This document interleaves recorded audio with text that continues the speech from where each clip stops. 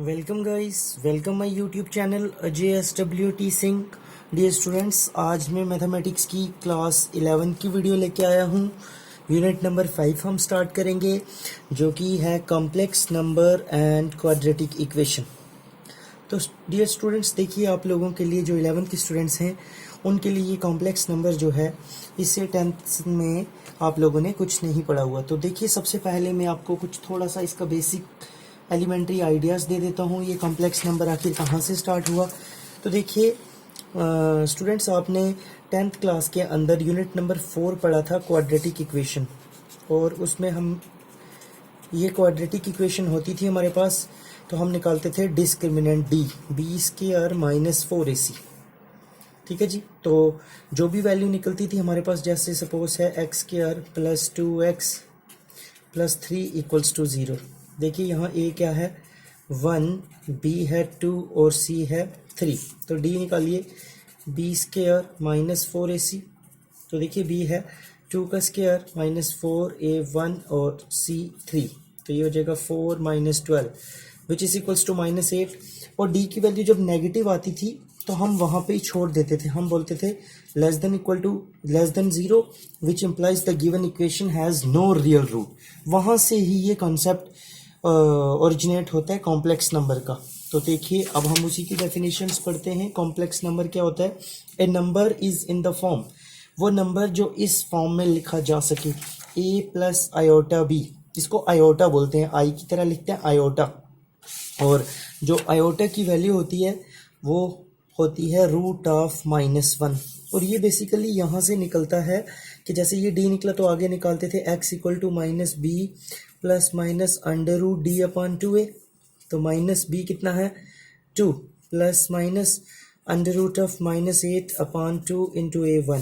तो ये हमारे पास आ गया -2 ± 2 √(-2) लिख सकते हैं अपान 2। अब 2 कॉमन लेके काट लें तो हमारे पास बचेगा 1 ± √(-2). अब देखिए, ये √(-2) है तो 1 ± इसको हम ऐसे लिख सकते हैं √(-1) × √(2). इसकी जगह हम रिप्लेस कर लेते हैं 1 ± आयोटा √2।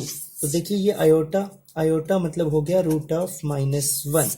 तो इट मीन्स आयोटा की जगह हम लिखते हैं ये। अब देखिए यहाँ पे ए number is of the form a + iota b, where a and b are real numbers, is defined to be a complex number. For example, 2 + iota 3 -1 + iota √3, 4 + iota into -1/11 are complex numbers. Let us denote √(-1) symbol के लिए, इसके लिए हम लगाते हैं symbol i, जिसको हम बोलते हैं आयोटा। और आयोटा स्क्वायर जो होता है वो हमारे पास -1 के बराबर होता है। तो देखिए students, for any complex number z अगर हम रख लें a + आयोटा b, और a हम बोलेंगे इसमें रियल पार्ट है, और आयोटा b वाला पार्ट जो है उसको इमेजिनरी पार्ट बोलते हैं। तो रियल ऑफ z को शॉर्ट में लिखते हैं REZ। z से डिनोट किया जाता है मोस्टली कॉम्प्लेक्स नंबर्स को, और b जो है उसको इमेजिनरी पार्ट बोलेंगे और शॉर्ट में लिखेंगे imaginary, IM of z of complex number z कोई हमारे पास कॉम्प्लेक्स नंबर है। जैसे z कॉम्प्लेक्स नंबर है 2 + iota 5, it means real part 2 है और इमेजिनरी पार्ट जो है z का वो 5 है। ओके स्टूडेंट्स, नेक्स्ट हम आते हैं ऑल्सो सपोज हम 2 कॉम्प्लेक्स नंबर रखते हैं, एक z1 है a + आयोटा b, और z2 हमारे पास है c + आयोटा d। अगर ये दोनों कॉम्प्लेक्स नंबर इक्वल होंगे तो रियल पार्ट रियल के बराबर होगा और इमेजिनरी पार्ट इमेजिनरी के बराबर होगा। तो इट मीन्स a जो है वो c के बराबर होगा और b जो होगा वो d के बराबर होगा। It means real part of z1 is equals to real part of z2, and complex या imaginary part of z1 is equals to imaginary part of z2। अब देखिए स्टूडेंट्स, हम देखते हैं algebra of a complex number. अब complex number के related हम algebra पढ़ते हैं। तो देखिए, सबसे पहले addition of complex number. 2 complex number को अगर हम ऐड करें तो क्या आएगा, उसमें एक प्रॉपर्टी आ जाती है क्लोजर प्रॉपर्टी। अब closure property means z1 + z2। देखिए, z1 और z2 2 कॉम्प्लेक्स नंबर हैं, अगर उनको ऐड करें, सपोज z1 में रख लेता हूँ a + आयोटा b और z2 रखता हूँ c + आयोटा d। तो z1 + z2 देखिए रियल में रियल ऐड होगा तो a प्लस सी हो जाएगा, और इमेजिनरी में imaginary iota common b plus D. अब देखिए जो इसकी भी शक्ल बन गई a प्लस a पूरा प्लस आयोटा इंटू b, तो शक्ल उस तरह से बन गई। तो इट मीन्स ये क्लोजर प्रॉपर्टी है। कहने का मतलब है क्लोजर प्रॉपर्टी वो होती है कोई दो हमने कॉम्प्लेक्स नंबर उठाए, उनमें ऐड किया, जो रिजल्ट बना नया वो भी कॉम्प्लेक्स नंबर ही बन गया। It means closure property hold कर रही है। इसी तरह से कॉम्यूटेटिव लॉ, अगर दो कोई भी कॉम्प्लेक्स नंबर हैं z1 प्लस z2 करें या z2 प्लस z1 करें, दोनों का रिजल्ट सेम आएगा। इसी तरह से एसोसिएटिव लॉ, एसोसिएटिव के लिए तीन आ जाते हैं। सपोज z1 z2 z3 तीन कॉम्प्लेक्स नंबर लेते हैं, उसमें से पहले और दूसरे को, फर्स्ट और सेकंड को अगर हम पहले जोड़े मीन्स ऐड करें और फिर उसमें थर्ड वाला ऐड करें, या फिर हम क्या कर लें सेकंड और थर्ड वाले को ऐड करके उसमें फर्स्ट वाला ऐड करें, दोनों का रिजल्ट जो है वो सेम आएगा। इट मीन्स अगर वो रिजल्ट सेम आ रहा है तो वो हमारे पास एसोसिएटिव लॉ है। इसी तरह से आगे हमारे पास है एग्जिस्टेंस ऑफ एडिटिव आइडेंटिटी। देखिए एडिटिव आइडेंटिटी जो है, एडिटिव मीन्स प्लस में, तो there exist a complex number एक एग्जिस्ट करेगा जीरो, जिसको हम लिख लेंगे जीरो प्लस आयोटा जीरो, क्योंकि कॉम्प्लेक्स नंबर की शक्ल ही इस तरह से होती है, तो इसको बोलेंगे एडिटिव इनवर्स। क्यों? क्योंकि z1 plus zero plus iota zero करें या जीरो प्लस आयोटा जीरो में z1 ऐड करें, तो z1 को तो कोई फर्क नहीं पड़ने वाला, z1 को कोई फर्क नहीं पड़ने वाला। इट मीन्स हमारे पास जो है जीरो प्लस आयोटा जीरो वो एडिटिव आइडेंटिटी है।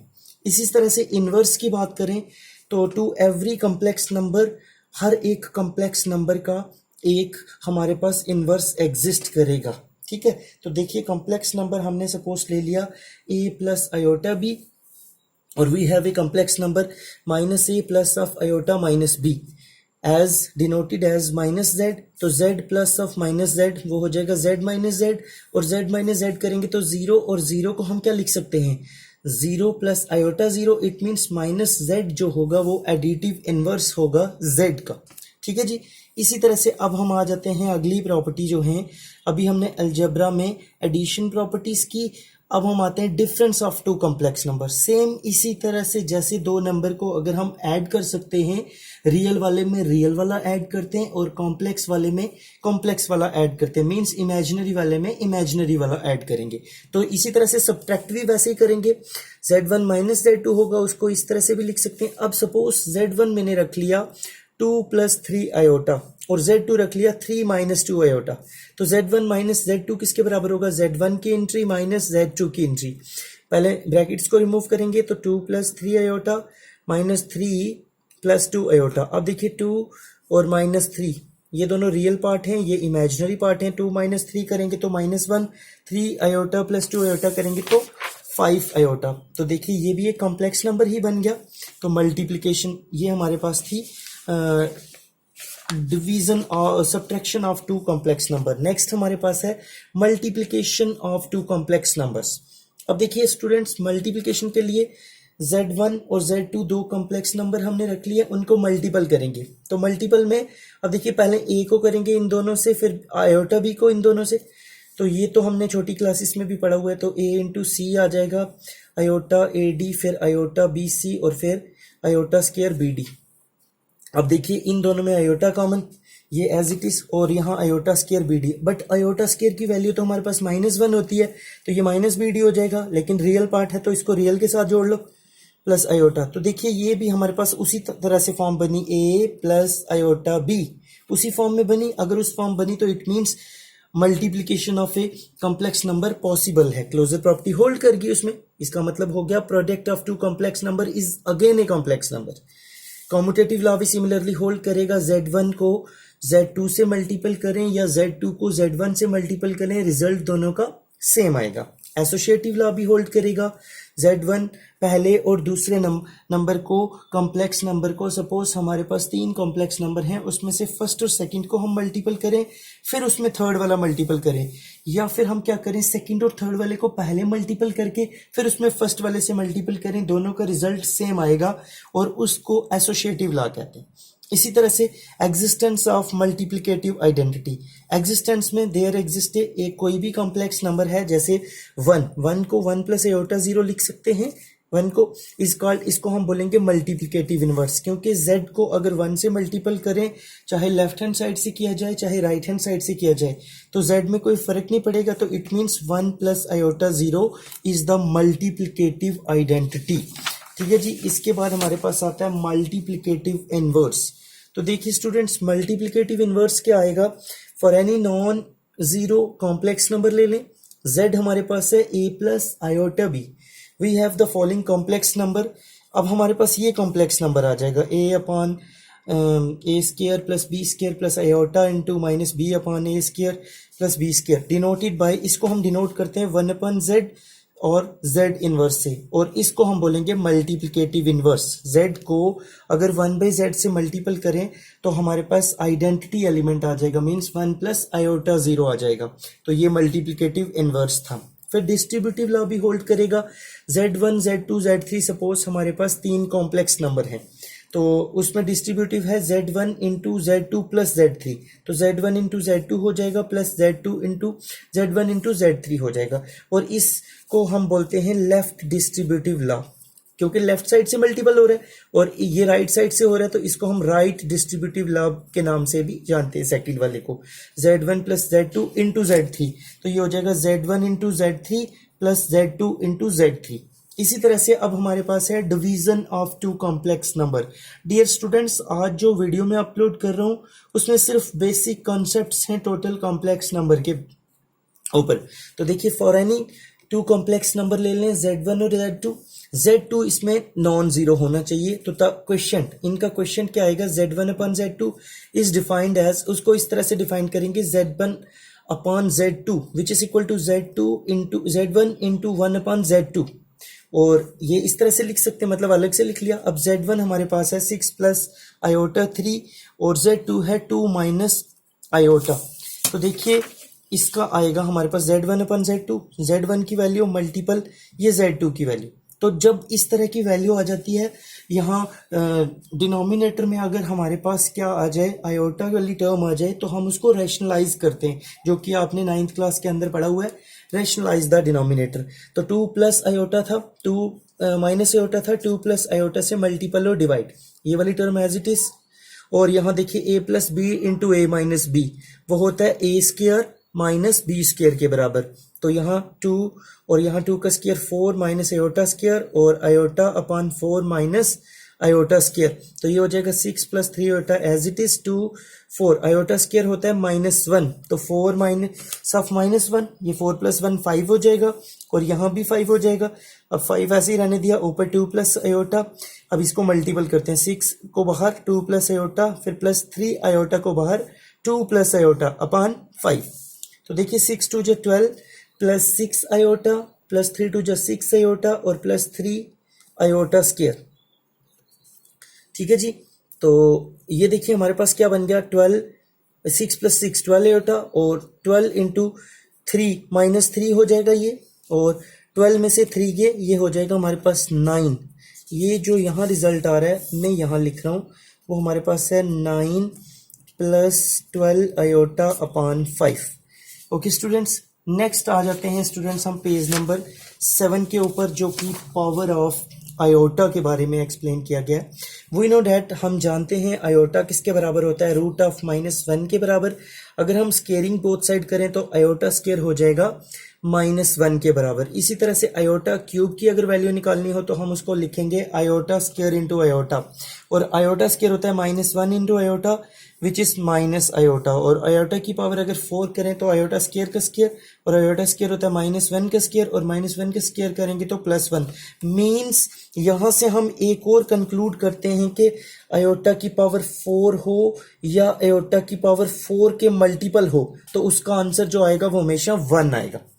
इसी तरह से आयोटा की पावर 8, देखो जैसे मैंने ये लिखा, आयोटा की पावर 8 थी, मैंने 4 इंटू स्केयर लिखा तो ये आ गया। इसी तरह से 5 पावर हो तो आयोटा की पावर 4 इंटू 1, तो आयोटा की पावर 4 हो गया 1 इंटू आयोटा। आयोटा की पावर 6 करें तो आयोटा स्केयर का क्यूब, आयोटा स्केयर मतलब -1 का क्यूब करेंगे तो -1 आ जाएगा।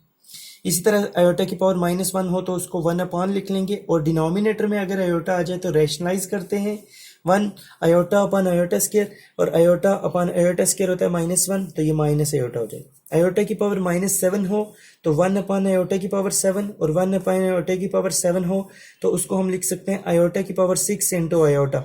तो 1 अपान आयोटा स्क्वायर की पावर 3 इंटू आयोटा, और आयोटा स्क्वायर होता है -1 का क्यूब इंटू आयोटा, तो ये हो जाएगा 1 अपान माइनस आयोटा। और फिर हम रैशनलाइज कर लेंगे आयोटा और अपान आयोटा, तो ये आयोटा और माइनस आयोटा स्क्वायर, तो आयोटा और माइनस माइनस बाहर ही आएगा, आयोटा स्क्वायर होता है -1 माइनस और minus +1 means iota upon 1 which is equals to iota. ठीक है स्टूडेंट्स, ये थे आयोटा के बारे में। अब हमारे पास कुछ आइडेंटिटीज हैं जो कि यूज होंगे, जैसे हमारे पास वहां पे फॉर्मूलेस वगैरह होते हैं उसी तरह से ये, लेकिन Z1 Z2 कॉम्प्लेक्स नंबर है। तो देखिए जैसे हम वहां पढ़ते हैं a प्लस बी का होल स्क्वायर, इसी तरह Z1 प्लस Z2 का होल स्क्वायर वो होगा Z1 का स्क्वायर प्लस Z2 का square plus 2 times Z1 Z2। इसी तरह से Z1 माइनस Z2 का होल स्क्वायर वो होता है Z1 का square minus 2 times Z1 Z2 plus Z2 का स्क्वायर। इसी तरह से Z1 प्लस Z2 का होल क्यूब वो होता है Z1 का cube plus 3 Z1 square Z2 plus 3 Z1 Z2 का स्क्वायर और प्लस Z2 का क्यूब। इसी तरह से Z1 माइनस Z2 का होल क्यूब वो होता है Z1 का cube minus 3 Z1 square into Z2 plus 3 Z1 Z2 का स्क्वायर और माइनस Z2 का क्यूब।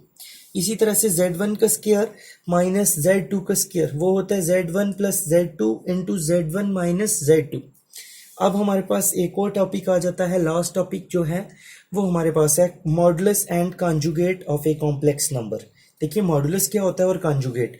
Z1 सपोज हमारे पास एक कॉम्प्लेक्स नंबर है a प्लस आयोटा b, ये complex number, then modulus of z को डिनोट किया जाता है मॉड ऑफ z से, is defined to be a non negative. अब देखिए students, denoted by modulus of z को मॉड ऑफ z से लिखा जाता है, इज डिफाइंड टू बी एक नॉन नेगेटिव रियल नंबर होता है, means under root of a square plus b square के। जैसे Z1 ये था हमारे पास, तो मॉड ऑफ Z1 है a का स्क्वायर प्लस b का स्क्वायर अंडर रूट के अंदर, और कॉन्जुगेट ऑफ z है Z1, उसको Z1 के ऊपर बार लगाई जाती है। और जैसे Z1 हमारे पास है a प्लस आयोटा b, और कॉन्जुगेट ऑफ Z1 होगा a minus iota b, means जब भी हमें कॉन्जुगेट निकालना हो तो हम रिप्लेस कर देते हैं इमेजिनरी टर्म, मीन्स आयोटा की जगह माइनस आयोटा लिख देंगे, और अगर माइनस आयोटा हो तो हम उसको प्लस आयोटा में लिख देते हैं। जैसे ये देखिए एक और एग्जांपल, z हमारे पास है 3 प्लस आयोटा 2, इसका मॉडुलस होगा अंडर रूट ऑफ 3 का स्क्वायर प्लस 2 का स्क्वायर, आयोटा नहीं लगाएंगे तो 3 का स्क्वायर 9 और 2 का स्क्वायर 4, 9 प्लस 4 आ गया 13। तो कॉन्जुगेट अगर इसका निकालेंगे तो z बार, तो देखिए 3 प्लस आयोटा 2 था तो 3 माइनस आयोटा 2 आ गया, और z इनवर्स निकालना हो तो 1 अपान 3 प्लस आयोटा 2, और फिर रैशनलाइज कर लेंगे, 3 प्लस आयोटा 2 है तो 3 माइनस 2 आयोटा अपान 3 माइनस 2 आयोटा, ऊपर तो एज इट इज, नीचे डिनोमिनेटर में आपको पता है जब भी रैशनलाइज करते हैं तो a plus B into A minus B वो होगा a square minus B square की आइडेंटिटी लगेगी। तो ऊपर ऐसे ही 3 का स्क्वायर 9 माइनस 2 का स्क्वायर 4 और आयोटा स्क्वायर, और आयोटा स्क्वायर होता है -1, 4 प्लस 1 5, तो डिनोमिनेटर में 13 आ गया, ऊपर आ गया 3 माइनस 2 आयोटा, तो इसको हम लिख सकते हैं 3 अपान 13 माइनस आयोटा 2 अपान 13। तो एक हमारे पास और फॉर्मूला निकल के आया, z इनवर्स इंटू z बार करें, मतलब कॉन्जुगेट ऑफ z करें तो वो मॉड ऑफ z का स्क्वायर के बराबर होता है। अब हमारे पास कुछ और आइडेंटिटीज हैं, mod of Z1 into Z2 वो होता है हमारे पास mod of Z1 into mod of Z2। इसी तरह से mod of Z1 upon Z2 हो तो अलग अलग मॉड हो जाता है, अगर Z1 इंटू Z2 का होल कॉन्जुगेट हो तो उसको कॉन्जुगेट को भी हम अलग अलग कर सकते हैं। इसी तरह से हमारे पास है Z1 प्लस माइनस Z2 का होल कॉन्जुगेट, तो उसको भी हम अलग अलग कर सकते हैं, Z1 का कॉन्जुगेट प्लस माइनस Z2 का कॉन्जुगेट, और Z1 अपॉन Z2 का होल कॉन्जुगेट हो उसको भी हम अलग अलग कर सकते हैं, Z1 का कॉन्जुगेट अपॉन Z2 का कॉन्जुगेट, और Z2 का कॉन्जुगेट जो है वो नॉन जीरो होना चाहिए। तो डियर स्टूडेंट्स, ये था कुछ basic concepts related to complex number. तो देखिए, अगर आप वीडियो को देखिए, अच्छी लगे तो लाइक कीजिए, शेयर कीजिए, मेरे चैनल को सब्सक्राइब कीजिए। ओके गाइस, आज के लिए हम इतना ही रखेंगे, अगली लेक्चर में हम एक्सरसाइज 5.1 करेंगे। ओके बेटा।